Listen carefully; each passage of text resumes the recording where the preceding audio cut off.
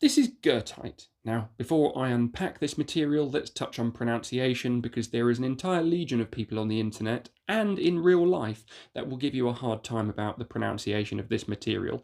And there's a special word for this in science, they're called twats. However, to placate this audience, let's cover all the variability that is underpinned by this material.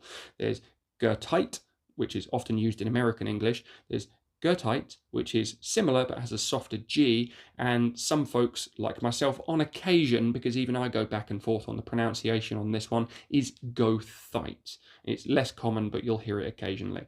Now, they're all referencing the German poet and polymath Johann Wolfgang von Goethe. Now, this is why we call it that, hence the name. So don't worry too much. Most mineralogists or enthusiasts shouldn't give you too much of a hard time about this pronunciation as long as they know what you mean.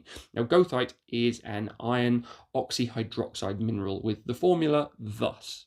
Now, it's a major iron ore mineral, and we find this worldwide, and it forms under a very broad spectrum of different conditions. So goethite is basically a classic secondary iron mineral, meaning it forms when other iron-bearing minerals break down or weather.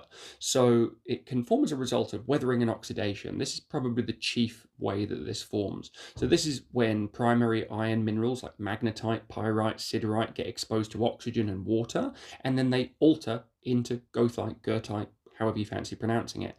This process is essentially what gives soil and rocks that rusty yellow brown colour. Also, we've got things like hydrothermal alteration, bog iron deposits, sedimentary environments. It can form in loads of different ways. Now, in terms of morphology, which is the crystal habit, the shape, the physical characteristics in terms of how it sort of manifests, it's got loads. We can see it in sort of acicular crystals, which is sort of slender needle-like or often sort of radiating sprays, or botryoidal masses like this, which are smooth, rounded surfaces that look a little bit like grapes. Or we've got things like massive earthy aggregates, which are more powdery, fine-grained, or reniform, which basically means kidney-shaped lumps. So lumps that look like kidneys. It's a really cool morphology. So individual crystals are usually teeny tiny, but well-formed crystals or examples can be actually quite striking under microscope or in mineral collections. So in terms of distinguishing it, the colour is sort of generally shades of brown, yellowish brown, or dark brown to almost black. And the luster is submetallic to dull, sometimes silky, sometimes maybe fibrous.